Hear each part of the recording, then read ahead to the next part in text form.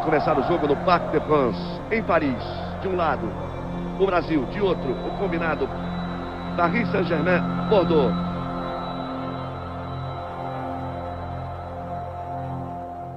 Uma semana antes dele morrer, teve o jogo Brasil-França no Parc des Princes, que ele deu o pontapé inicial e que eu estava de repórter de campo. E foi a última vez que eu vi o Senna. Então, era programada uma foto que seria do Ayrton junto comigo, os dois possíveis tetras. O Brasil tetracampeão de futebol e o Ayrton Senna tetracampeão da Fórmula 1. Um tetra na Fórmula 1 era muito mais certo do que o tetra da seleção brasileira, porque Ayrton Senna, na melhor equipe do mundo, que era a Williams, era tetra garantido para nós. A gente vinha de 24 anos sem ganhar uma Copa do Mundo. Ganhamos em 70, então... E a gente fez tipo um pacto ali na hora, não, vamos ganhar, mas você também tem que ganhar o tetracampeonato. Aí a presença de Ayrton Senna não leva nenhum jeito para a coisa. Deu o pontapé inicial, vai voltar para a tribuna. Quando o Ayrton deu o pontapé inicial, ele saiu correndo, tem uma imagem dele que ele vai indo, e ele falou, ó, acelera daqui que eu acelero de lá, vamos acelerar junto. O Ayrton, quando ia correr no domingo, né, Gilmar? Parava. O Brasil inteiro parava. E eu, que não sou um fã número 1 de automobilismo, eu ficava em casa aos domingos, não saía de casa para ver o Ayrton Senna correr. Como se eu fosse ver um jogo de futebol, ver o Pelé atuando, um grande artista, um Zico, um grande jogador. E era realmente um fã do Ayrton Senna. Se algum dia saiu alguma coisa minha de sentimento sem ter sido pensada, sem nada, foi acrescentar ao nome dele a palavra Brasil. E a gente vê que não importa a região do país, o tamanho da cidade ou até a idade das pessoas, existe sempre alguém que ficou muito marcado pelo Ayrton. São milhares de recortes. Ele em Angra, ele viajando, ele de férias. Eu tenho tudo sobre ele, não só de Fórmula 1, sobre a vida particular, pessoal, familiar dele. Eu fui apanhando gosto. Eu tirava a página, punha lá, comprava Globo, Estadão, às vezes Folha de São Paulo, e o Jornal do Brasil, que foi um grande jornal também, né? Aí eu ficava naquela expectativa de ver a corrida, só que às vezes eu até ia ver sozinha em outra televisão, porque você sabe que a turma não gosta de prosa do lado, né?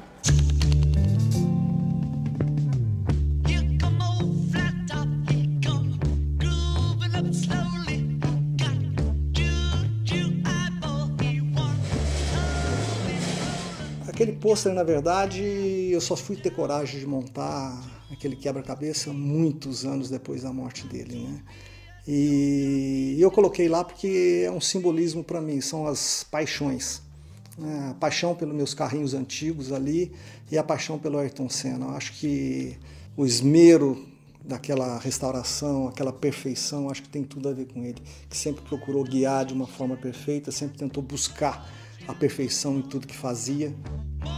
Eu tenho alguns livros, tenho miniaturas que eu procurei colecionar e retratar toda a carreira dele. Tem as Tolemas, eu tenho as Lotus, eu tenho as McLarens, né? Tem a Williams, tenho, vamos dizer, os principais carros que ele correu. Ainda estou em busca aí dos Fórmula 3, mas ainda já vai ter.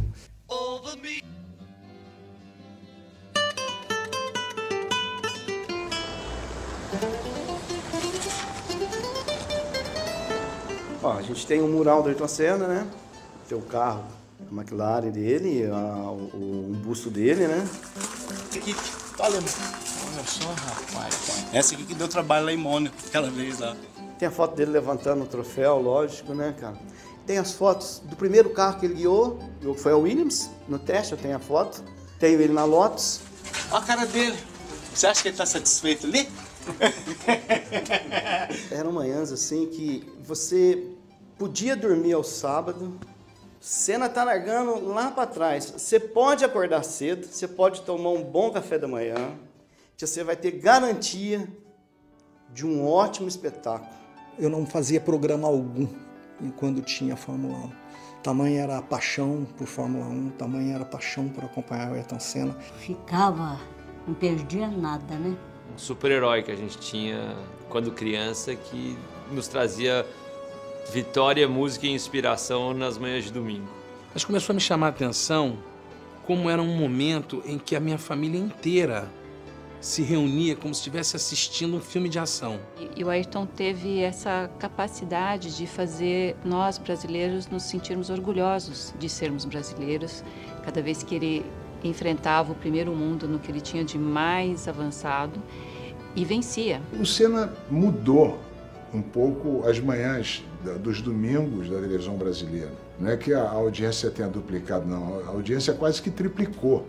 O que o Senna fez com o automobilismo é que ele transformou o automobilismo em futebol. Domingo era dia de clássico. Corria de kart por causa dele.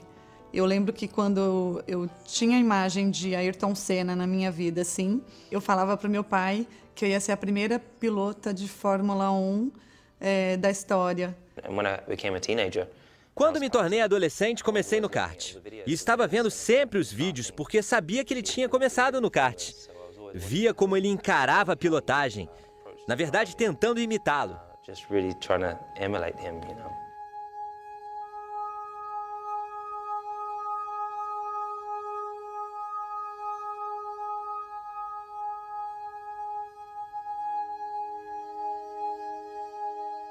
Pude conhecê-lo pessoalmente, a família, o pai, a mãe, todo mundo ia acompanhar ele nas corridas e ele era um fenômeno, estava ganhando tudo naquela época. Ele teve uma escola muito boa, né? Porque o pai dele deu a ele condições dele treinar muito. Quando o Ayrton foi pela primeira vez para o Mundial de Kart, tinha uma regra lá que cada país tinha que ter uma pintura ou uma cor especificamente. O meu pai falou, não, vamos fazer o capacete amarelo inteiro, que vai se destacar, e como estamos em pouco tempo, vamos fazer essas duas faixas como se saísse do olhar. Então fica verde, amarelo e azul.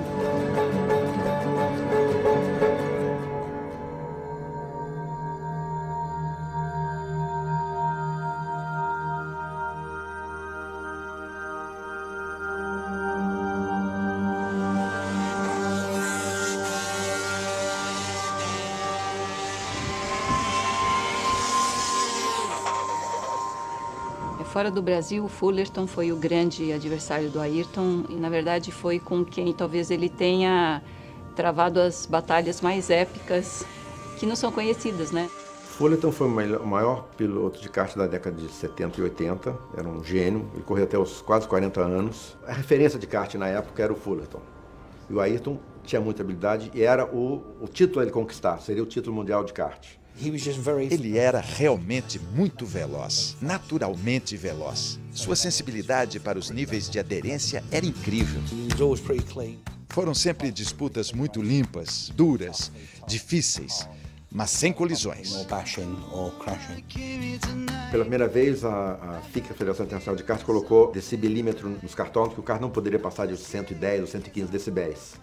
E por alguma razão, o kart do Ayrton passou dos 110 e ele foi punido em algumas posições que influenciaram no final da corrida para ele não poder chegar à semifinal ou à final com colocação que ele poderia ser campeão.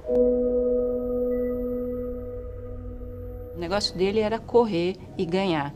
E foi com o Fullerton que ele viveu isso. Se ele continuasse no kart, ele ia se tornar um piloto mais refinado. Mudaria com o passar dos anos. Eu não segui o mesmo caminho porque meu irmão mais velho morreu numa corrida de motos e minha família sofreria muito se eu corresse de carro, moto ou qualquer categoria mais perigosa do automobilismo. Então eu tinha alguns anos de experiência para usar a meu favor e foi isso que eu fiz. A razão mesmo de eu me dar bem contra ele foi experiência. Quando Ayrton pensou em ir para a Inglaterra para poder disputar um campeonato, meus pais não eram a favor disso, mas acabaram concordando como uma experiência, né, para ele. Quando ele falou que queria correr de carro, eu falei, mas você não pode, você é muito estabanado, você, né, sabe? Ali é uma coisa de precisão.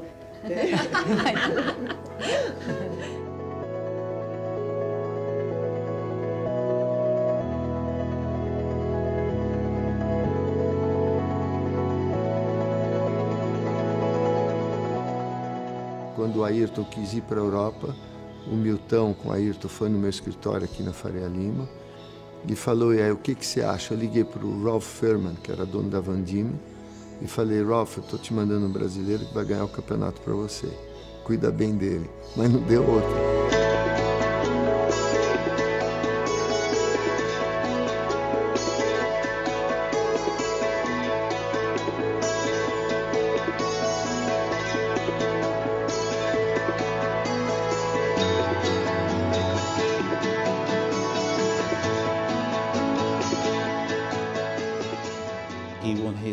No dia da primeira vitória dele, num carro de corridas, vencendo o argentino Mancilla.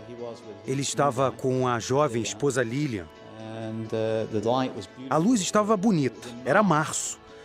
O sol brilhando e batendo direto no rosto deles, abraçados e se beijando. Eu mostrei a foto e ele ficou muito feliz. Foi assim que eu comecei a trabalhar com ele.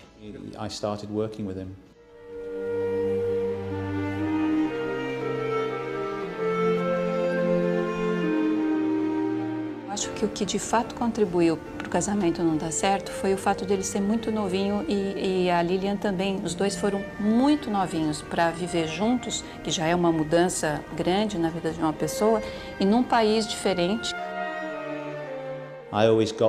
Eu sempre achei que ela não gostava da Inglaterra e também ficava muito nervosa com as corridas. Eu acho que isso foi um problema para eles.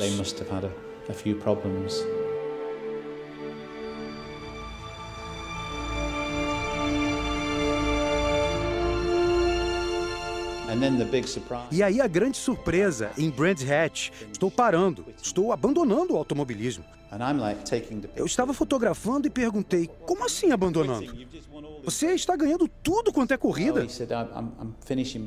Ele disse, mesmo que eu ganhe todas as corridas, ainda assim eu não conseguiria patrocínio para continuar. Não quero que meu pai continue pagando. A família não queria mais que ele corresse. E ele parou e foi trabalhar na metalúrgica do pai. E virou um menino absolutamente triste.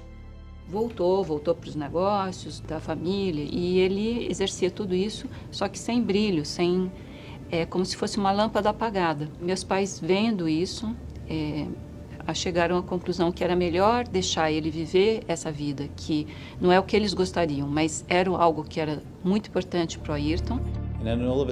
Eu estava em casa quando recebi um telefonema em fevereiro de 82. Estou de volta.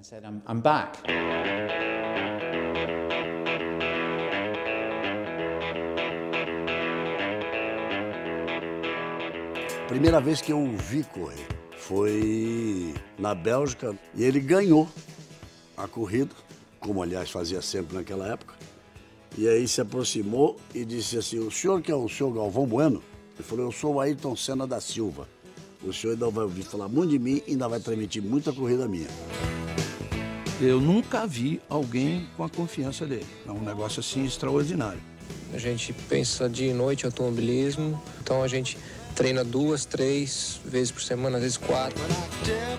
O Ayrton, como na época acontecia com a grande maioria dos pilotos brasileiros, não foi descoberto pelos brasileiros, foi descoberto pelos ingleses. Então, uma manchete nos jornais ingleses que passou a chamar a atenção do brasileiro. Quer dizer, a manchete era assim, Silverstone, em vez de Silverstone. E nós fomos para lá transmitir ao vivo para a Globo uma corrida de Fórmula 3. Ou seja, já se tinha a certeza de que ali existia um grande campeão e que ia fazer a diferença. Ayrton venceu as 9 primeiras. E aí eu me dei conta de que o cara tinha uma percepção da aderência da curva antes de chegar, não no meio da curva.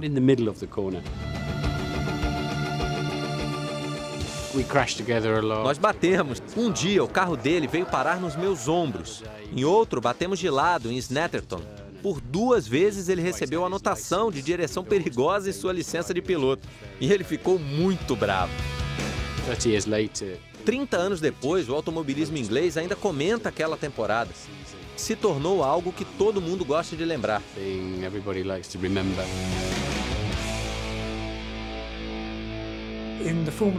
Na época da Fórmula 3, meus amigos da Fórmula 1 vinham ver e alguns diziam, ok, vamos esperar a Fórmula 1, ali vai ser muito mais difícil. E foi o que se viu.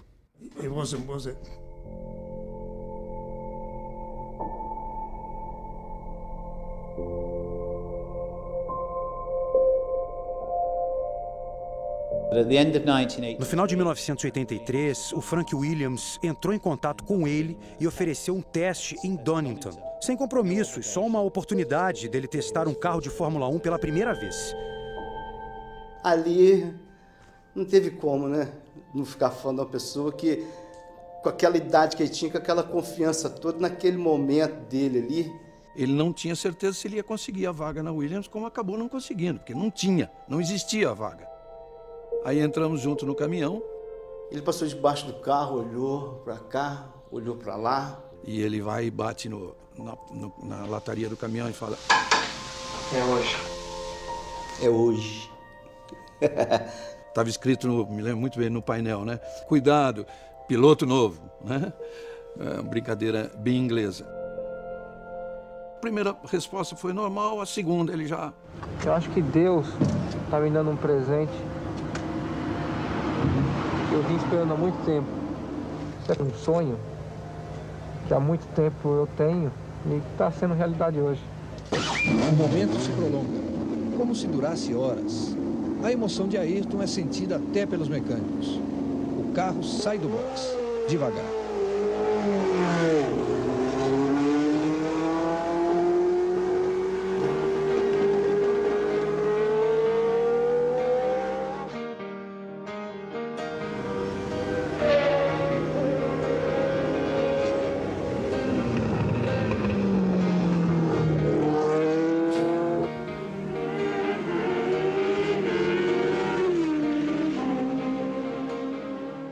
Eu fui em alguns trechos da pista e estava vendo um cara, esse cara, ele está mentindo, ele já andou de Fórmula 1 e não é a primeira vez.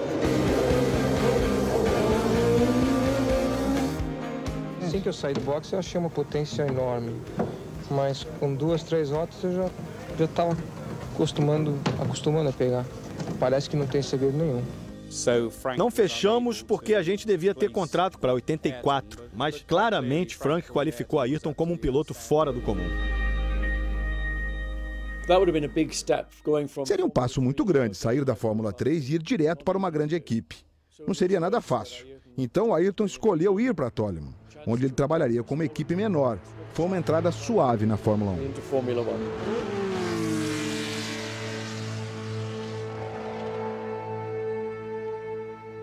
E sem dúvida não é um carro para ganhar uma corrida.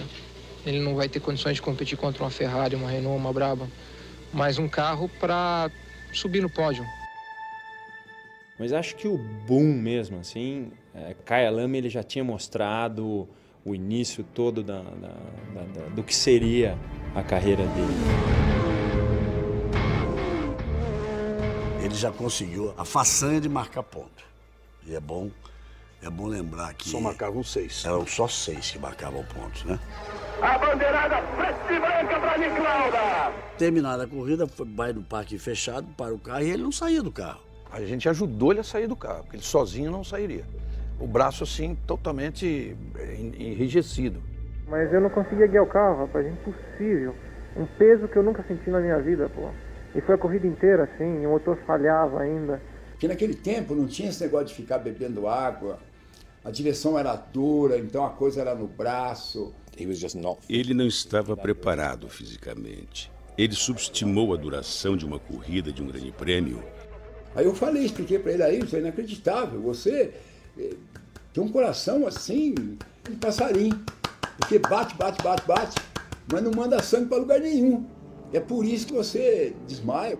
E tem uma frase dele logo a seguir ali que me lembra muito e que marcou, passou a ser uma característica dele. Ele disse, esse brinquedo aqui é completamente diferente. Tenho que mudar minha vida e mudar o meu preparo físico. Começou a ser o ponto forte dele. Porque ninguém fazia trabalho. Ele foi o precursor da preparação física, mental, emocional na Fórmula 1. Bem, amigos da Rede Globo, a partir de agora, Estamos ao vivo da cidade de Monte Carlo, no Principado de Mônaco, onde daqui a pouco será corrida a 6ª etapa do Campeonato Mundial de Pilotos de Fórmula 1 em 1984. Ele, com uma Toleman, fez um estrago num grande prêmio memorável e aquilo despertou atenção. E acho que todo mundo que curtia a Fórmula 1 olhou um para a cara do outro e falou, opa, o cara é bom. Ayrton Senna está na 7ª fila. Os Carlos têm dificuldade na largada.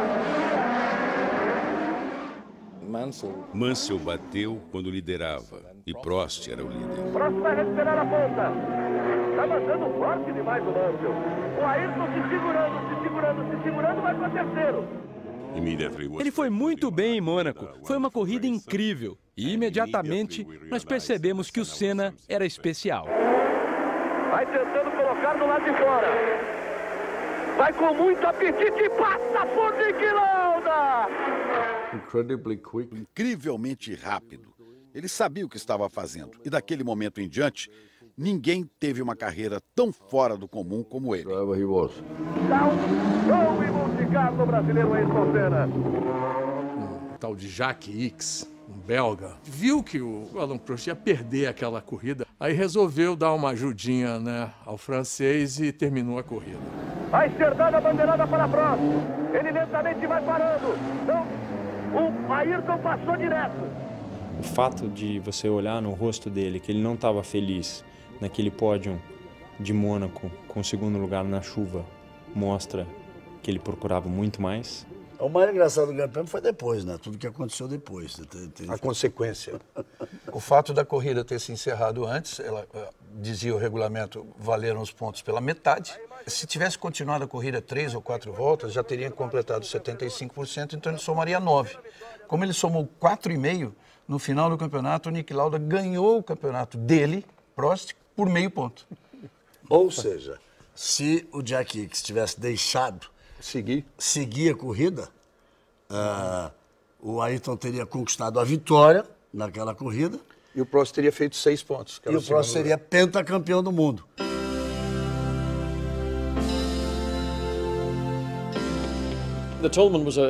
A Toleman foi um período de aprendizado. Foram 3 pódios, o que era um grande resultado. Foi um bom carro para o Ayrton aprender a ser um piloto de Fórmula 1, porque ele realmente aprendeu e cometeu erros sem estar no centro das atenções. Saiu Ayrton Senna, bateu forte, aí você vai vendo.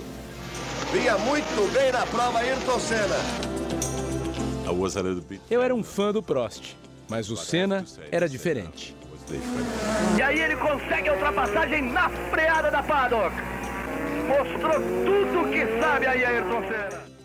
E aí teve o GP de Portugal, quando ele desafiou as McLaren. E olha o Lauda em cima do Ayrton, quer o 3º lugar. Ayrton Senna e Niki Lauda. Não estava muito claro no início, mas que tinha um sujeito fora de série, absolutamente extraordinário como piloto, como profissional. Nascia um herói. Essa imagem é bonita de se ver. O grande Lauda e, quem sabe, o futuro grande Ayrton Senna. Aí a gente pensou, isso é numa Toleman. Imagine o que ele vai fazer com a Lotus no ano que vem.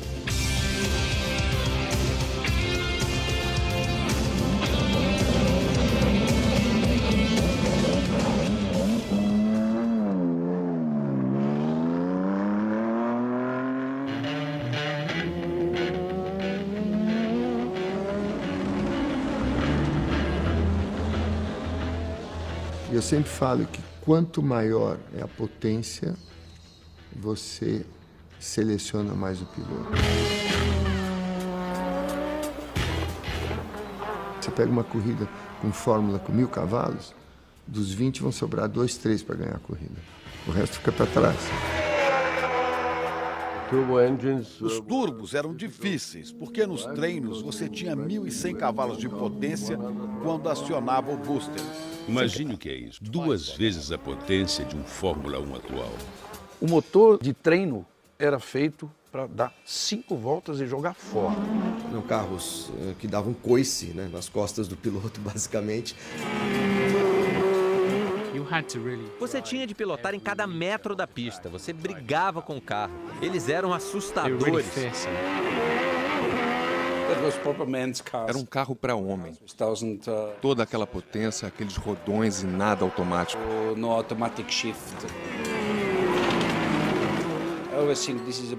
Agora são mais carros para moças. Era barra pesada. Aí é que ele passa a se sobressair ainda mais, porque o limite passa a ser extremo. Foi quando o Ayrton foi correr na Lotus John Player, que era a preta, Lotus Renault, aquele carro lindo. Aí a gente começou a pintar com um limão que vai ficar, né, muito bonito.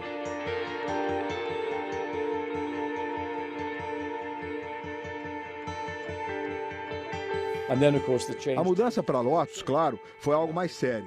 Havia o motor Renault, uma equipe maior, orçamentos maiores, mais tecnologia, mais tudo.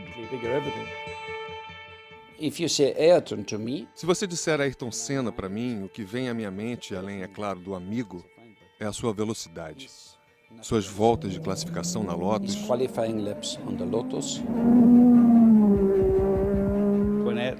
Quando Ayrton saía para a classificação, todo mundo ia para a mureta do box para assistir. E você podia ouvir ele chegar na entrada das curvas. Que você via ele com aquele olhar concentrado, olhando o monitor para ver o tempo que ele ia ter que fazer.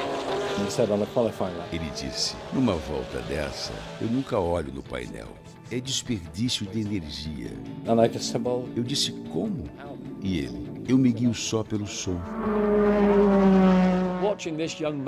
Vi aquele rapaz fazer coisas com um carro que ninguém mais fazia.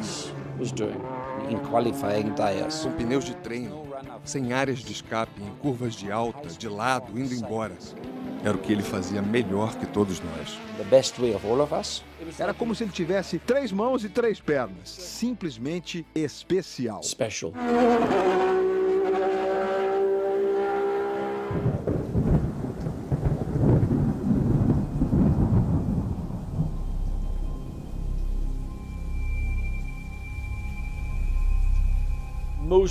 Os pilotos na chuva são, em sua maioria, instintivamente cautelosos. Você não tem muita visibilidade, falta aderência e você perde um pouco da confiança em si mesmo.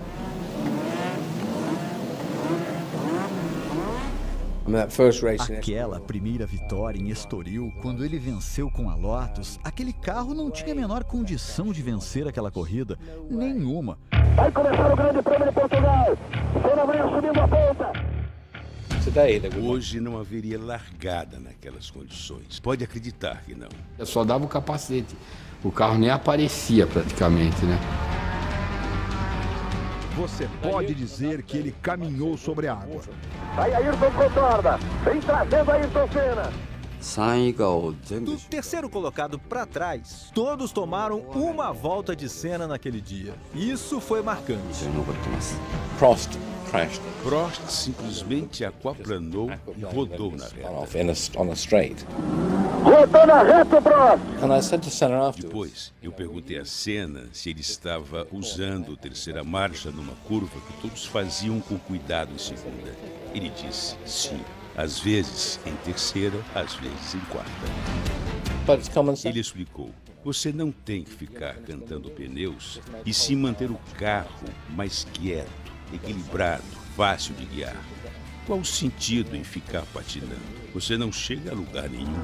Bandeirada para ele! Ayrton Senna! Ayrton Senna vem do Grande Prêmio de Portugal! É a sua primeira vitória na Fórmula 1.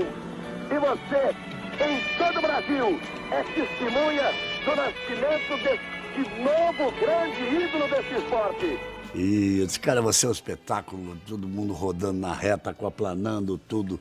Que corrida você fez? Eu falei, porque a televisão não mostra tudo. Você não tem ideia de quantas vezes eu fui embora e voltei. A história dele na Lotus, eu acho que foi o tempo heróico do Ayrton Senna. O Senna nunca batia com pilotos ruins ou muito cautelosos. Ele sempre batia com caras bons, agressivos. Corrida é isso. O Rosberg meteu por dentro, o Ayrton disse, comigo não. Rosberg rodou e sobrou para o Piquet, veja no replay. em Monte Carlo. Eu estava treinando em Monte Carlo, tentando me classificar, andando rápido, E de repente, no meio da pista, ele estava andando devagar, olhando pelo retrovisor e acabou destruindo minha volta. No boxe, eu disse a ele, por que você fez isso? Por que não cooperou? Você é novo na Fórmula 1. Normalmente a gente se afasta para que os outros se classifiquem, é assim que funciona. Ele olhou para mim e... Ok, sem problema. No sábado, na hora da classificação para o grid, eu fiz o tempo mais rápido e fiquei na pista, andando devagar, esperando por Ayrton. Ele veio na curva como um louco e eu estava no meio da pista e parei o carro. Acelerei de novo e destruí a volta dele. Nos boxes ele ficou louco. Eu disse para ele... Desse momento em diante, nós tivemos um bom relacionamento. Eu falei com ele, ele falou comigo e não tivemos mais problemas. No more problems. Pinta a luz vermelha, vai pintar a verde. Ayrton e Nigel Mansell na primeira fila. Pintou a verde, Ayrton tenta apostar. O que mais me chamou a atenção é que ele sempre largava na frente, mas ele não vencia a corrida. Lógico, naquela época eu não tinha experiência, né, para saber o tipo de carro, né, eu era uma criança. Ele enfileirou pole positions naquele ano. Todo mundo sabia que o desempenho dele em treino não seria o mesmo em corrida, era um outro universo.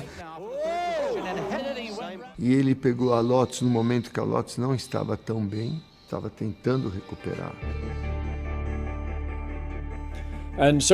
Quando o Ayrton foi para a Lotus em 85, Hélio De Angelis era o companheiro de equipe. E ele era bom. Mas o Ayrton jogou pesado. Viu que tinha que vencer o Hélio para seguir em frente. As exigências que o Ayrton fez, vetando alguns pilotos, na verdade, eu acho que eram muito menos por medo de perder dos caras, alguma coisa assim, do que no sentido de otimizar o trabalho da equipe. Eu acho que nisso ele era bastante consciente. E me lembro de um jantar que era a despedida do Hélio De Angelis da Lotus.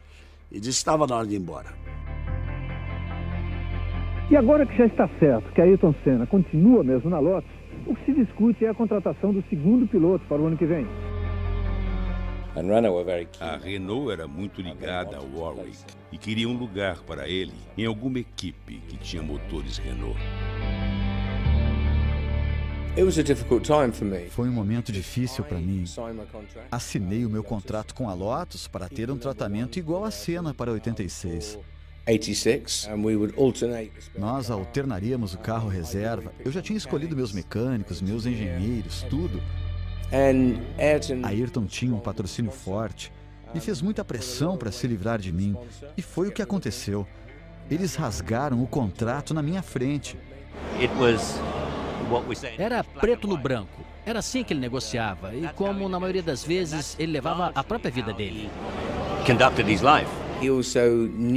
Acho que ele sabia que a equipe não seria capaz de fornecer 2 carros de ponta. Aí eles escolheram um jovem inglês, o Johnny Dumfries. Para ele foi um grande passo, mas era muito difícil de ele se colocar no mesmo nível do Ayrton. Então aconteceu algo muito estranho. Recebi uma carta de Ayrton me desejando tudo de bom em 1986. Acho que ele não imaginou o impacto que eu tinha sofrido. Não acho que ele pensou que estava me atingindo, que estava destruindo a minha carreira.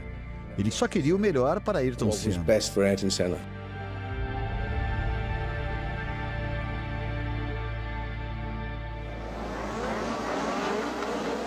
Pintou a luz vermelha, a verde, a primeira largada do ano. Ayrton sai bem, Mansell forçou. Já puxou por fora. Eles vêm juntos. A vantagem é de Mansell. Ayrton força. Entraram na curva. Ayrton não quis abrir. Foi-se embora e tomou a ponta.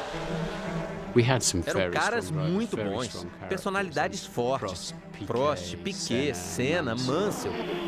Prost tira para tentar a ultrapassagem. Uma na frente a Ayrton Senna. Nelson Piquet vem de carona em segundo. Senna é o primeiro, Piquet o segundo. Era mais intenso. Era uma competição pessoal. Ao mesmo tempo, havia respeito.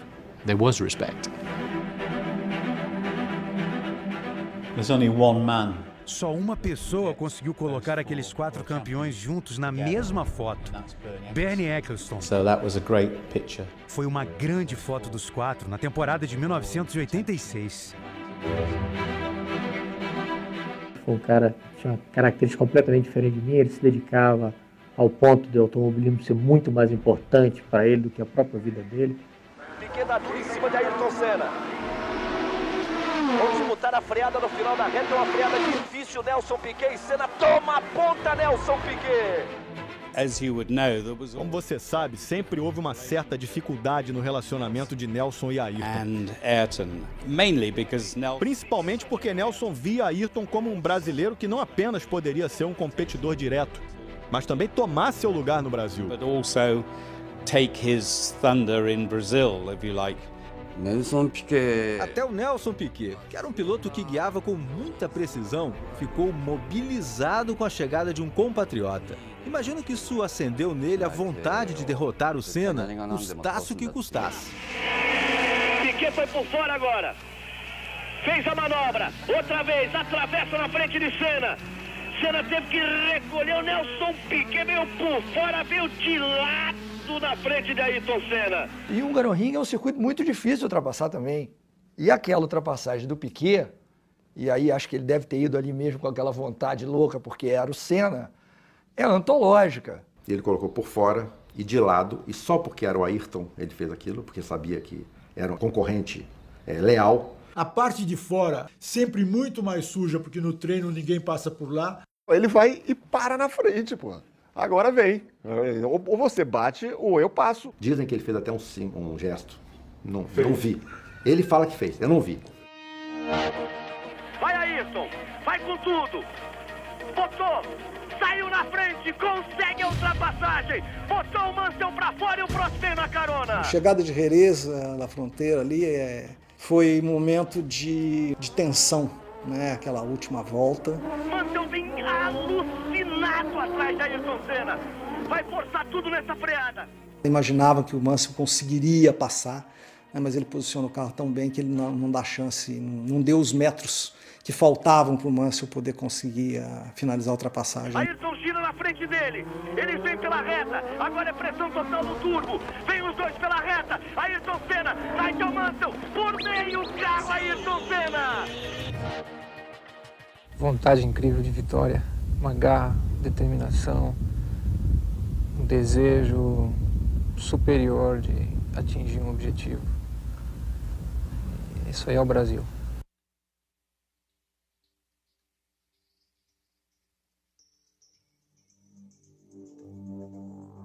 Naquele momento da corrida de Detroit em 86, eu acho que o Ayrton lavou a alma dele, ganhando, né, a corrida lá.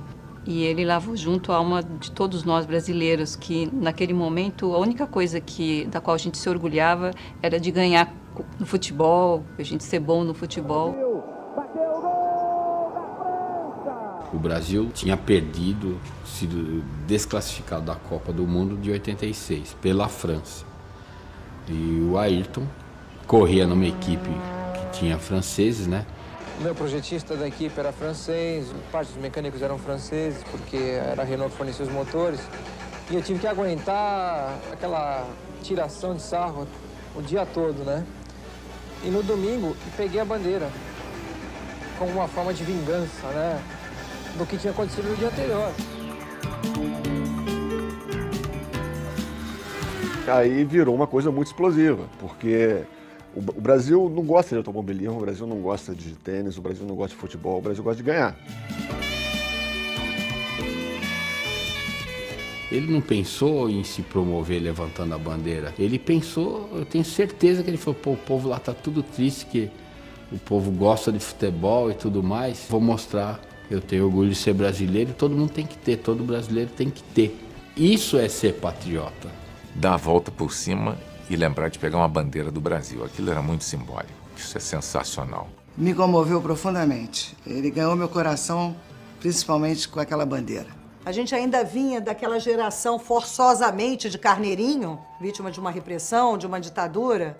Então era bom ver a força do povo brasileiro representada naquele cara. Um cara que bate no peito e diz, eu sou grande, eu posso. Que a gente olha e tem orgulho de falar assim, sabe o Ayrton?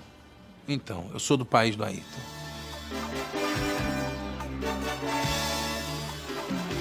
Os japoneses queriam muito ter o Ayrton pilotando um carro ou um motor deles.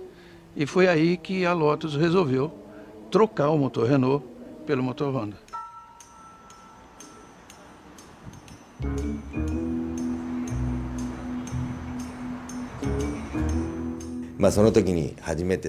Em 1987, foi a primeira vez que o Senna correu com o motor Honda. Ele vinha da Renault e como eu já era piloto de testes da Honda, o conhecimento sobre o motor era a minha única vantagem sobre ele.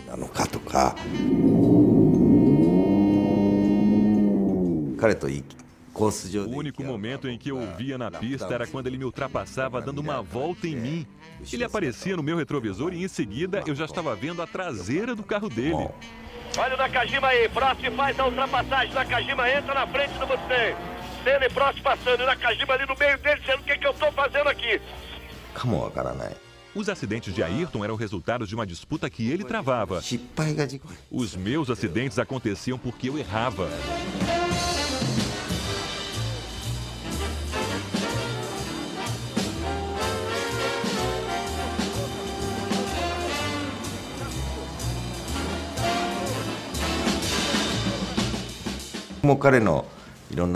Eu vi os dados da telemetria de Ayrton, aí tentava fazer igual.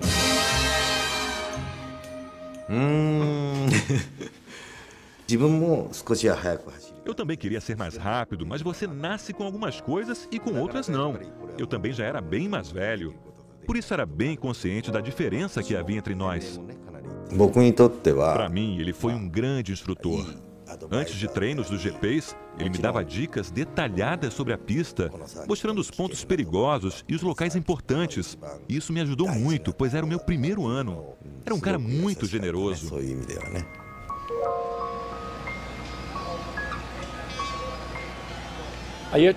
Ayrton era inegavelmente o mais rápido na pista, mas nem sempre teve o melhor carro para a corrida.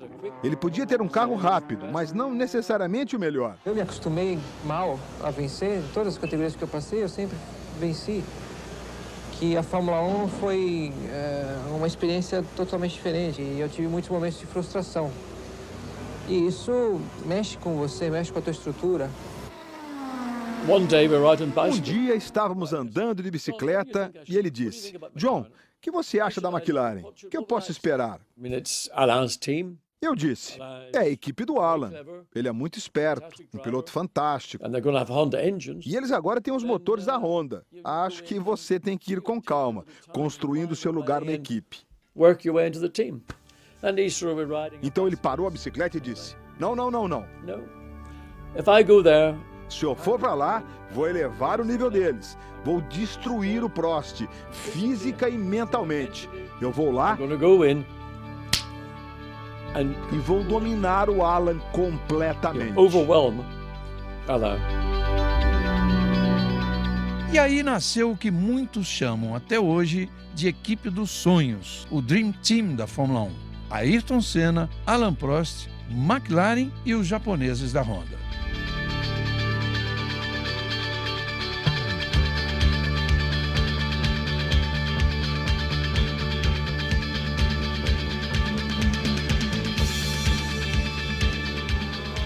Em 88 para a McLaren foi um ano fantástico, 15 vitórias em 16 corridas. E era um domínio um pouco diferente do que a gente vê hoje, por exemplo, porque na equipe havia dois pilotos fenomenais, né? Prost, vem por dentro. Um tinha chegado ao topo alguns anos antes, e aquele garoto esfomeado fazendo com Prost o que Prost fez com o Lauda. Prost sai à frente para fazer a ultrapassagem, mas perdeu tangência, volta Ayrton Senna para dar o troco em cima dele. Ele estava chegando na equipe e queria marcar seu território. Sinto orgulho de ter sido a referência, o cara a ser derrotado. Mas ele também representava isso para mim. Essa motivação última. Eu acho que em Mônaco ele Ele conseguia passar, acho que por dentro do muro, né? Porque o que ele fazia na pista de Mônaco também era impressionante, né? Então ele aproveitou Mônaco, né, o ambiente ideal, praticamente dentro do país do Prost, para tentar, assim, arrasar. Ayrton foi 1,5 segundos mais rápido, inacreditável, em carros idênticos. Ele voou na pista, mas quando voltou para o box, ele parece ter se assustado com alguma coisa. Ele entrava naquela espécie de transe que ficou mundialmente famosa. Eu não acredito que tenha existido piloto capaz daquilo. Ele falou que ele foi andando mais rápido, e que entrou num túnel, assim, e chegou um ponto que o automóvel passou a ser uma extensão dele.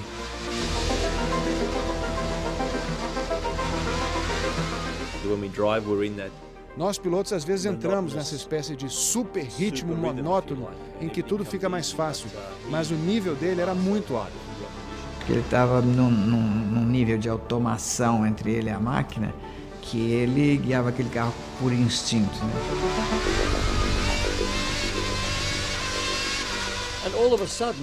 E de repente o Alan, que era o centro da atenção da mídia e da equipe, foi abandonado.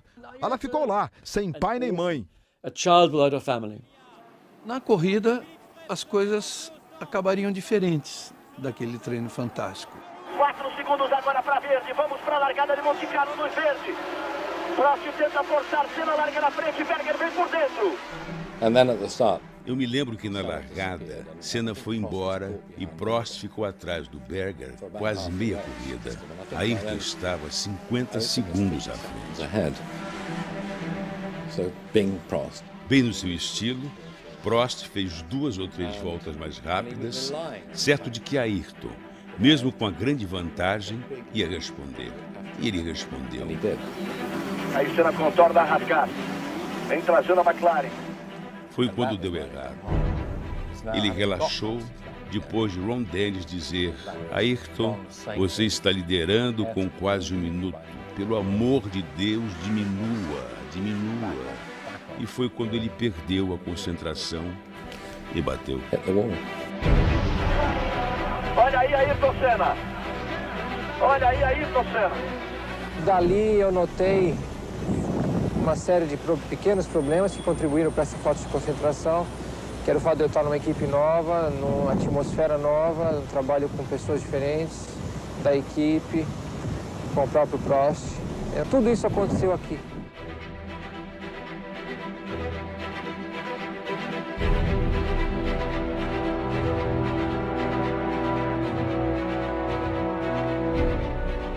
O primeiro título dele em 88 foi, acho que, a coisa que mais me marcou em Suzuka, porque mostrou o espírito, assim, a primeira vez que eu vi o espírito do guerreiro, assim, dele, né?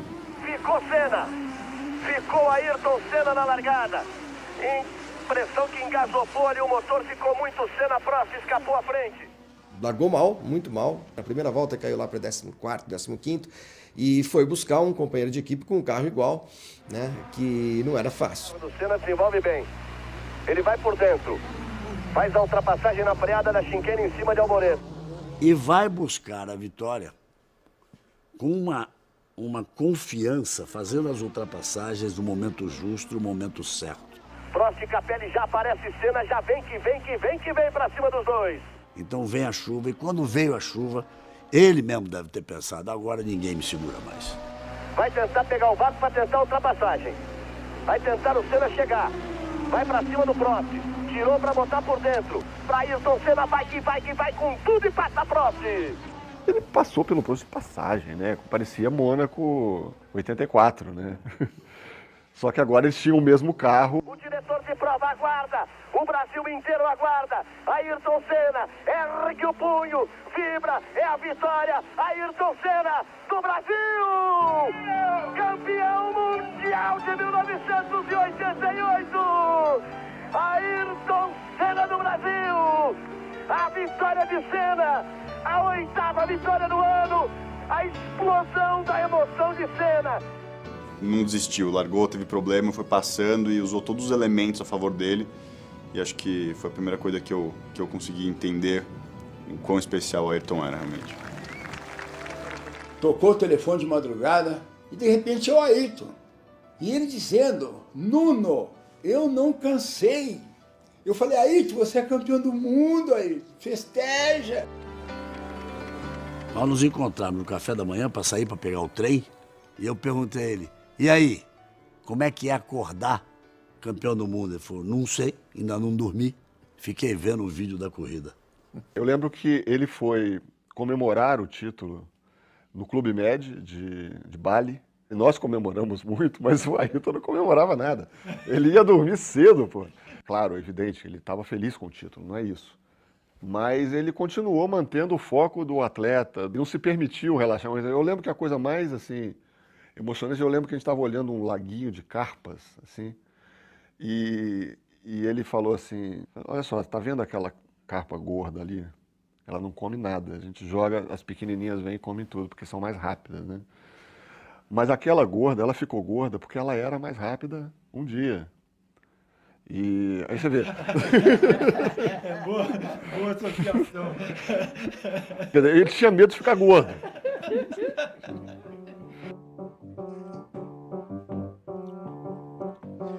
Desesperar jamais.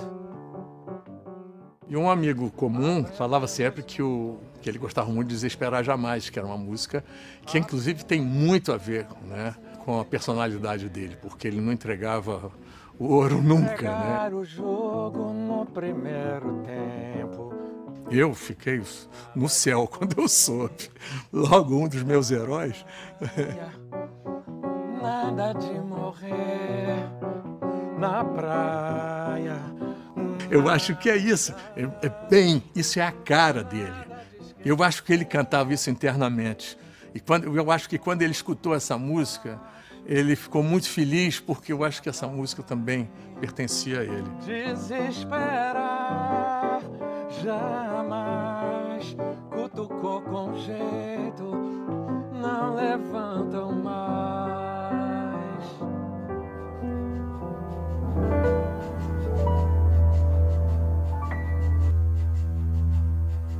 Antes do final de 88, a coisa já estava assim bem difícil e o clima está muito ruim. Eles praticamente assim, um entrava no motorhome e o outro saía. Aquela recepção que o Prost deu ao Senna em 88, recebendo o Senna como um garoto prodígio, bacana, vai ajudar a equipe a crescer, ganhou um campeonato aqui legal, tal. Aquilo acabou no começo do ano porque o Prost também era um piloto muito competitivo. Alain achava que Ayrton estava recebendo tratamento preferencial da Honda, o que não sei se era verdade ou não. No final de 88, Prost se reuniu com o dirigente da Honda e ouviu dele o seguinte: as pessoas que trabalham na equipe Honda são todos jovens e eles veneram Senna porque veem Senna como um samurai. Eu me lembro de uma entrevista que eu fiz com o engenheiro-chefe da Honda. Ele virou para mim e disse: as qualidades morais dele e as qualidades dele de profissional são as que nós louvamos nos nossos samurais. Ayrton era uma pessoa normal, apesar de ser um super piloto e um super engenheiro. Esbravejava, sofria. O japonês tem apreço por pessoas normais que fazem coisas grandiosas. E ele ficava até 10, 11 horas da noite, meia-noite, reanalisando os dados, detalhe por detalhe, volta a volta de cada roda, e ele tinha a sensibilidade de dizer, aqui a gente pode ganhar 2 décimos, aqui a gente pode ganhar 1 décimo. E os japoneses, atônitos, não conseguiam entender como é que ele conseguia ter tanta informação e concluir essas informações que a telemetria iniciante estava dando para ele. E ele ia jantar e levava uns mapas dos treinos. O Galvão tentava tirar da mão dele, esconder, botar embaixo de um prato. Ele falava, não, eu preciso ver isso. Você é mal educada, vamos jantar. Senna na pole position, por dentro, Prost a seu lado. Em 89, nós tínhamos um pacto de não agressão que o Ayrton não respeitou. E ele ficou muito contrariado porque a discussão ultrapassou os limites da pista e se tornou pública. Senna vai tentando abrir o máximo nesta primeira volta. Briga só na segunda volta. Era um acordo de boca do Ron Dennis com os 2 pilotos dele. Numa relagada, né, depois do acidente do Berger, o Senna desrespeitou o pacto. Quando o Senna já força para cima de Prost, já faz a ultrapassagem. Eles haviam combinado que não teria uma ultrapassagem na primeira volta, mas ali já não era mais primeira volta. Foi uma das raras vezes em que o desejo que Ayrton tinha de vencer foi maior que o espírito esportivo que ele tinha em abundância. Bandeirada para ele, para Ayrton Senna do Brasil. Brasil! Eram dois egocêntricos que queriam vencer o campeonato. Senna em suas atitudes carismáticas e simpáticas e Prost com seu jeito francês. Os dois extremos se pegando e a história que nós conhecemos. Eles não gostavam um do outro.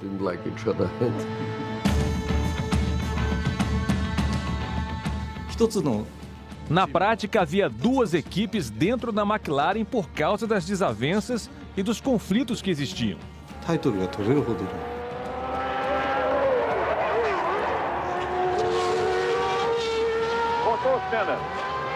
Rodou o Senna, foi para a caixa de brita. É uma pena que dois ótimos pilotos tenham sido colocados na mesma equipe. Isso cria muitos problemas, muita irritação. Em Montreal, na tomada de tempo, Alain Prost fez a pole. Ayrton voltou para o boxe inconformado. Me pegou pelo colarinho e precisou ser afastado pelo pessoal da equipe. À noite, ele convocou todo mundo e pediu desculpas, dizendo que não queria que aquilo acontecesse de novo. Ayrton Senna. Com problemas, Ayrton Senna. No GP da Itália, Senna liderava com 30 segundos de vantagem. Mas seu motor quebrou e o Prost venceu a corrida. Fui cumprimentar o Prost e ele deu um tapa na minha mão, recusando o meu gesto. Nenhum dos dois queria aceitar uma posição vantajosa do outro. Daí a nossa ideia de sortear os motores para Senna e Prost. Ele sofria muito porque sabia que era o melhor e queria que isso fosse percebido. Mas quando começava a discussão sobre a Honda estar dando a ele melhor material, Ron Dennis estar apaixonado por ele, a McLaren apoiando e tal, a percepção de que ele era o melhor se perdia. E ele odiava isso porque era muito competitivo. Foram 2 anos muito difíceis para ele. Não é uma gracinha? Pra minha descoberta de 88. Feliz Natal. Feliz Ano Novo.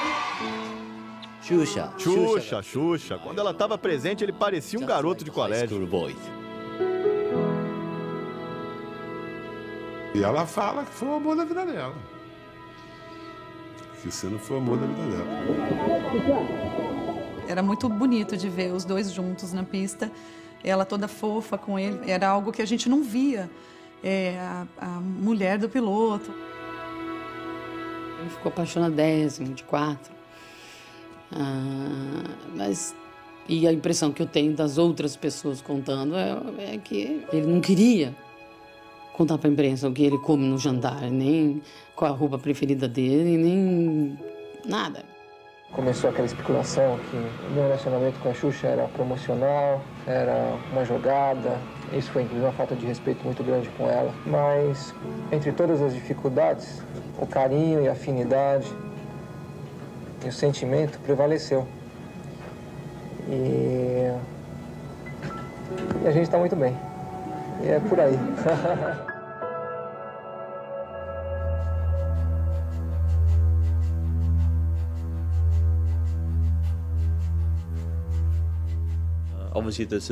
Obviamente, a história de Suzuka foi dramática. Ele sentiu que a política do esporte estava contra ele. A batalha era tão intensa entre os dois que situações como aquela inevitavelmente iam acontecer. Prost só dizia: Nigel, hoje não vou abrir a porta. Eu já fiz isso muitas vezes. Prost larga melhor. Prost larga melhor, Senna vem por dentro. Prost vai assumir a ponta. De repente, Alain foi embora. Por cerca de 40 voltas, ele voou. Senna tenta outra vez chegar para encontrar o vácuo. Fugiu o Prost. E Ayrton foi chegando.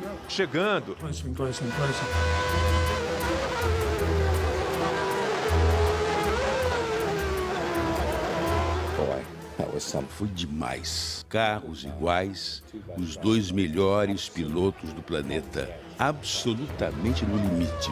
Agora é volta, volta, curva, curva, freada, freada. Era um Alain Prost das antigas, assumindo riscos de novo. Era como o Popeye comendo espinafre para ficar mais forte. Eles tinham quase batido algumas vezes, como em Portugal em 88, quando Ayrton espremeu Prost contra o muro. Acho que aquilo foi um basta de Alain, que estava se sentindo desmoralizado e finalmente resolveu se impor. Alan sabia exatamente o que estava fazendo, sabia que, tirando Ayrton da corrida, seria campeão. E pedir para piloto aliviar tanto o que está na frente quanto o que está atrás para fazer a ultrapassagem, piloto do nível do Prost e do Senna, é falar sozinho. Ele chegou na chicane, Senna meteu por dentro, vai bater, vai bater! Assim bate, o favorecido é Prost! Prost já soltou o cinto e pulou saiu do carro campeão. E o Ayrton, desesperado, ficou acenando para os fiscais de pista empurrarem o carro dele. Vai tentar voltar Ayrton Senna, ele tem que ser empurrado, ele pede para ser empurrado. Prost desceu do carro, vai tentar voltar Ayrton Senna. O carro tem que pegar e tem que virar para voltar pela chicane. Passa Senna, volta. Volta Ayrton Senna depois da batida com o Prost. Ele vai chegando. Eu era o único da equipe conectado no rádio que falava japonês e a ordem da direção da prova era clara: não deixe ele voltar, não deixe ele voltar. Empurrei o comissário de pista e disse: não posso fazer isso. E deixei o Ayrton sair. Vai voltar bem atrás de Nannini. Eu nunca me arrependi do que eu fiz naquele dia. Senna forçou, travou Nannini, lá vai Senna na ultrapassagem. Bandeiras brasileiras agitadas, o público de pé. Ayrton Senna, bandeiras matriculadas. Brasil! Ele foi roubado descaradamente pelo Balestre, né? A área de escape é para ser usada quando você está numa situação de emergência. Aquela foi uma situação de emergência. Ele fez a coisa certa, mas o cara agafou ele. O Ayrton disse que ele era ladrão, aí ele baniu o Ayrton do campeonato do ano seguinte. O Balestre, muito magnanimamente, se ofereceu para o Ayrton a chance dele se redimir desde que ele fizesse um pedido formal de perdão. E o Ayrton não atendeu esse pedido. Aí ele falou para mim: e onde é que fica a minha dignidade? Aí eu falei para ele: onde ficou a dignidade de Jesus quando pregaram ele numa cruz, cuspiram nele, fizeram gato e sapato dele? Aí ele falou: mas eu não sou Cristo, pô. Ele voltou ao Brasil desgastado, ele era uma outra pessoa. Eu tive a impressão de que naquele momento ele queria abandonar a carreira. Quando o seu Milton me ligou em dezembro de 89, para perguntar se eu queria trabalhar, conversar, enfim, ele me explicou: o Ayrton ainda não sabe, na verdade, se vai correr no ano seguinte. Ele era realmente bem diferente de todos os outros. Ele era um piloto que tinha opinião e dava a opinião dele, para começar, né? Ele sempre dava manchete. Só que aí ele descobriu que a opinião pública mundial ficou contra ele, o Balestre. E também os patrocinadores. Um campeonato mundial sem a presença da grande estrela seria um campeonato manco. A McLaren distribuiu então um comunicado no qual Ayrton supostamente pedia desculpas por coisas que disse sobre o Balestre. E quando saiu, todos nós rimos. O que é isso? Isso não tem nada a ver com Ayrton. Eu não espero nada do Prost, porque eu já trabalhei com ele durante 2 anos e já aprendi muito sobre ele, sobre a personalidade dele e o caráter dele. No começo do campeonato de 1990, ele parecia querer mostrar que estava começando tudo de novo para ele. E o Prost já não estava mais com ele, né? O Prost tinha ido embora para a Ferrari e veio um companheiro que era amigo há muito tempo, que é o Gerhard Berger. Eu pensei comigo, Ninguém é tão difícil de ser batido. Eu posso ser mais rápido, posso andar na frente dele. Ayrton seria mais um. E você confere aí o primeiro grid de largada deste ano. A primeira pole position de Gerhard Berger logo na sua estreia. Ele era o rei da chuva e a gente estava em Phoenix. E o primeiro dia era de chuva e eu fui o mais rápido, claro. Segundo dia, pista seca e eu estava na frente de novo. Claro. Pinta verde, já busca posicionamento Berger, Senna força pelo meio. Berger vem na ponta, Senna vem forçando, vem buscando posicionamento. No dia da corrida eu estava na frente. Eu bati porque o carro, como você sabe, tinha sido construído para o Prost.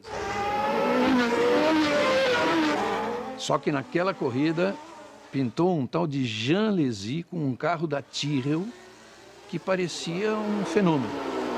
Outra vez, agora é com ele, agora é na dele, é do jeito que ele gosta.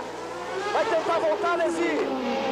Vai voltando Alesi, dá um troco Jean Alesi em cima do Senna. Lá vai Senna, aproveitou a carona, foi aí que o Alesi deu o troco. Agora o Senna deixa o carro, mesmo perdendo velocidade, deixa o carro na frente do Alesi. O Alesi vai voltando, tá complicada a coisa, a próxima é a direita do Senna. Que pega fantástico. Eu estava, de certa maneira, calmo demais para o meu normal. E, de certa maneira, eu tive até que me apertar um pouco. Para mim, para as minhas características, estava devagar demais. Dar aquela sacudida nele logo no primeiro treino não foi uma coisa boa para mim. E eu nunca mais venci ele de novo. Ele já acena, já aponta, vai receber a bandeirada. Vamos ter música na primeira corrida agora. 1, 2, 3, vamos! Ayrton Senna do Brasil!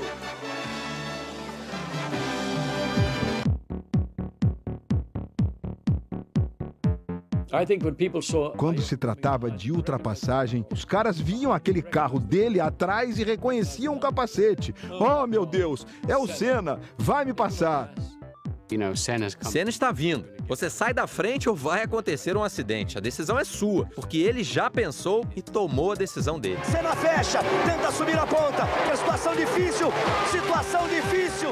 Ele até discutia, quando ele tinha uma crítica, ele gostava de discutir, para saber se o jornalista tinha razão ou não. Agora, não podiam dizer que ele era um piloto precipitado. E ele falava comigo assim, eu não sou precipitado. Eu passo na reta, eu passo na curva, eu passo em qualquer lugar. Porque a hora que eu vou passar, eu olho, tem um espaço para passar uma jamanta. Senna tem que deixar ele embora. Olha aí, olha o que fez Nigel Mansell.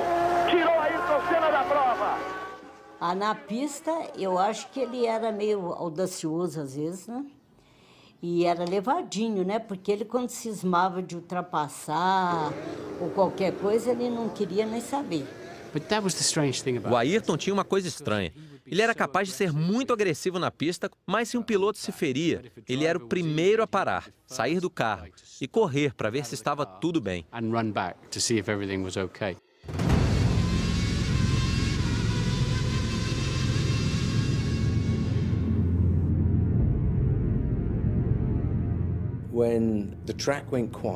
Quando o autódromo fica quieto, muito quieto, você sabe que algo muito grave aconteceu. Foi bem atrás dos boxes. Eu corri para lá para saber se podia fazer algo e quando cheguei lá tive certeza de que Martin estava morto. Ele não respirava e seu rosto estava azulado. O professor Sid Watkins chegou e aí vi algo extraordinário. Começou a bater no peito dele e arrancou o capacete dele para poder ressuscitá-lo. Eu cheguei no centro médico e o Ayrton estava lá. Ele se preocupava com os outros pilotos. Ele pulou o muro, foi lá, foi chamado a atenção, ele não podia entrar naquela sala de médico, mas ele quis saber o que aconteceu. Ele pediu para eu não correr. Disse que o carro não era seguro porque 2 semanas antes, em Monza, eu tinha tido o mesmo problema. Fiquei de cabeça para baixo e tive de correr com o carro reserva. Ele pediu para eu não correr. Quando você vê situações como essas, você pensa realmente até quando você vai resistir a tudo isso? Se você vai passar por tudo isso e sair ileso, sair bem, não só fisicamente, mas psicologicamente. Será que De repente, depois de tanto sucesso, não está na hora de dar um tempo? Um grande exemplo dessa dualidade do Ayrton Senna foi quando morreu o irmão do Derek Warwick, o Paul Warwick, morreu numa corrida de Fórmula 3000. Recebemos uma carta muito amável de Ayrton, dizendo que ele era um grande piloto e que sentia muito por mim.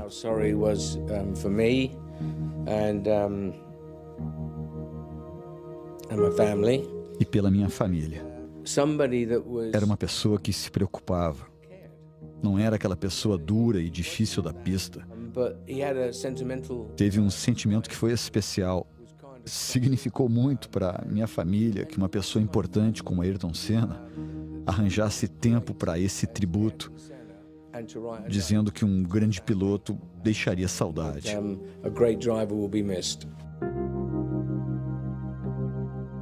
A única coisa que eu passei com ele em relação ao Piquet foi quando o Nelson teve um acidente nos Estados Unidos. Alguém, acho que um jornalista até, estava passando um pôster para todos os pilotos assinarem, com uma mensagem qualquer, e vieram pedir para eu fazer. Claro que eu pensei, ai meu Deus do céu, como é que eu vou pedir para esse homem assinar isso?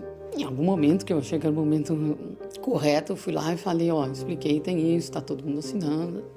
Eu falei, tá ótimo, me dá a caneta. A gente abriu o pôster, ele leu todos, demorou, ele estava emocionado, estava com os olhos cheios de lágrimas, porque era um companheiro, né, de profissão que provavelmente nunca mais ia correr, acho, não sei, mas ele ficou emocionado. O texto era bem simples, mas eu vi o quanto ele pensou para escrever aquilo. Tanto o risco que eu corro de acontecer uma coisa dessa, ele corre na Fórmula 1, então eu acho que nós estamos um apoiando o outro em tudo que se possa acontecer. No final da temporada de 90, mais uma vez o Autódromo de Suzuka marcando a vida do Ayrton. E sempre ele de um lado e do outro lado a turma do Balestre. Ayrton Senna leva a vantagem de 9 pontos, leva a vantagem de uma vitória. Vale o título mundial de 1990. Ele é o pole, vai largar no lado limpo da pista, inverte a posição da pole. Ele questiona isso com os comissários e mesmo assim não mudam, botam ele para dentro. Eu estava com ele no paddock antes da corrida. Eu largaria logo atrás dele e ele disse: preste atenção que você vai ver um bom show hoje. E aí vem eles chegando. Senna vai largar por dentro, um pouco mais à frente. A primeira curva é tomada à direita, próximo na primeira fila por fora. Ele depois me disse, ou eu fazia a curva primeiro ou não tinha curva. Sobe o giro dos motores, luz verde. Senna tenta arrancar na frente, Prost largou melhor e tomou a frente Prost. Eu acho que o Ayrton viu o espaço e foi pro espaço. Ele deixou o Prost decidir. E o Prost decidiu. Tomou a frente Alain Prost, Senna força, vai por dentro. Aí a batida dos dois e aí se seguir a prova é final de campeonato. Se seguir a prova é final de campeonato. Botou por dentro na curva 1. Quem acha que não tinha que entrar era o Prost, né? Na sua maneira de pensar, era lógico. Ele acreditava que tinha o direito de punir aquele que um ano antes havia roubado o seu campeonato, o que era verdade. O Prost sabia que tinha jogado o carro em cima do Ayrton um ano antes. Tanto que eles descem do carro e um não fala com o outro. Senna e Prost, Senna das costas para Prost. Das costas para Prost. Só um louco faz uma coisa daquelas. E ele fez frio, direto. Pá, pum, pá, resolvi o meu problema. Mas há um limite, e acho que ele ultrapassou o limite naquele dia. Para ser sincero, acho que foi provavelmente a pior coisa que já vi numa pista de corrida. Havia 24 carros bem atrás deles. Aquilo foi uma falha de caráter do Ayrton. Eu preferiria que ele ganhasse o campeonato de outra maneira. Foi uma fase triste da Fórmula 1. Foram títulos decididos com atitudes anti-esportivas. Quid pro quo. Alguém pode dizer olho por olho, dente por dente, um troco dado um ano depois. Aqui para você, Balestre, aqui para todo mundo. Esse é um lado da Fórmula 1 que eu não gosto de ver.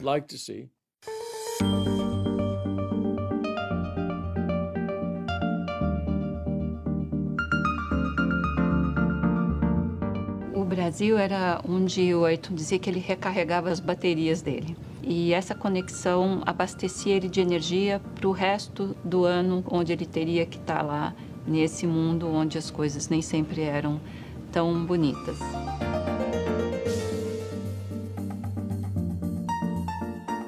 Como ele ficava pouco no Brasil, quando ele chegava era um dia de festa, assim, em casa. Chegava, a gente saía, a criançada saía correndo, pulava em cima dele, começava a puxar o cabelo, fazia maior folia. A gente passava bastante tempo junto no verão, quando ele estava depois da temporada, e era sempre muito legal, porque ele trazia sempre um ânimo para casa, trazia sempre muita energia boa, e a gente curtia muito como criança, né? Era como se fosse um paizão, assim, sabe? Aquele que dá conselho, que dá uma bronquinha se você faz alguma coisa de errado, mas também, tipo, tirador de sarro. É muito diferente ver ele na pista, né? Trabalhando para o que ele era na vida pessoal. Ele amava todos os hobbies dele, aqueles aeromodelismos. Na fazenda ele tinha milhões, né? Cada um tinha um apelido mais engraçado do que o outro. Ele adorava ir para Angra relaxar, andar de jet ski. Quer dizer, na verdade, ele relaxava quando ele estava no Brasil. Ele conseguia se preservar de alguma forma ali. Cristine ainda ficou uns 2 anos. E eu só a via no Grande Prêmios. Ela acho que viveu um momento dele bem mais, né, bem mais intenso. Ela viveu um ano que ele estava ganhando o campeonato, que ele estava ainda ganhando espaço. Cristine estava com Ayrton e eu namorava a Ana, que é portuguesa e viveu uns tempos no Brasil. Passamos muitos momentos juntos. Passamos férias no meu barco. Fomos juntos para os grandes prêmios, éramos um pequeno grupo muito unido. A Cristine é uma pessoa mais do jeitinho, assim, mais quieta, mais low profile. Eles tiveram, pela minha impressão, uma coisa assim, mais caseira. Compraram uma casa em Portugal. Ele era um cara que não bebia, ele era um cara que não ia pra noite. Quer dizer, ele era focado no trabalho dele. Meu desejo de sucesso e de vitória é tão forte, Galvão, que tudo que for necessário ser feito em termos de dedicação e trabalho para atingir o objetivo, eu coloco. Aí o Senna. Lá vai ele. Uma volta. Mihaly Ridassi aponta para ele uma volta, tá ali o Mihaly.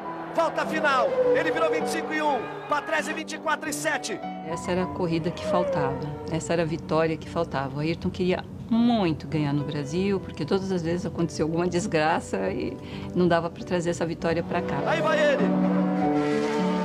Tudo conspirava para que ele pudesse até abandonar a corrida ou ser ultrapassado dentro de casa. Não, foi o contrário. Ele vai deixando o misto, vai no capricho Senna, vai para quebrar mais um tabu. Senna vinha nos avisando pelo rádio sobre a perda das marchas. Começou a pular a quarta fora, da metade da corrida em diante, de repente eu perdi totalmente a quarta, faltando 20 voltas para o final. As engrenagens, uma estava comendo os biquinhos e ia quebrar todas, então ele deixou em uma só.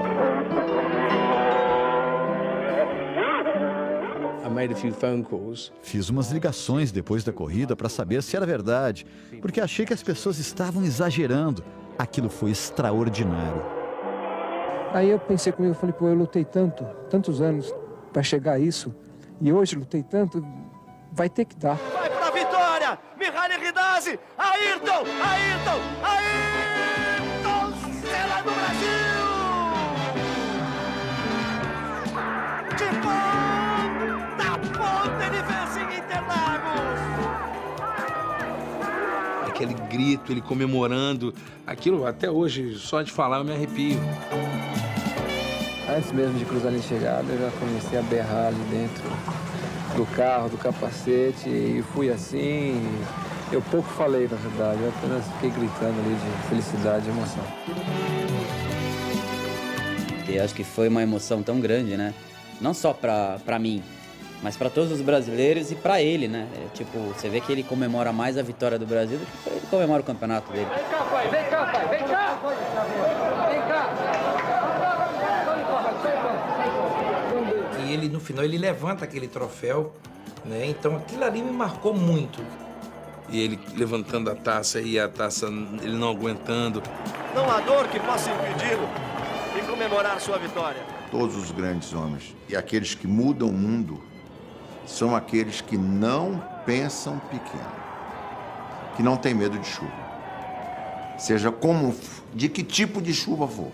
Ele era o Brasil que dava certo, ele era o brasileirinho que ganhava dos europeus, ele era o cara que fazia o povo acordar mais cedo, ou dormir mais tarde, ou não dormir. Então eu acho que ele foi e sempre será o Ayrton Senna do Brasil.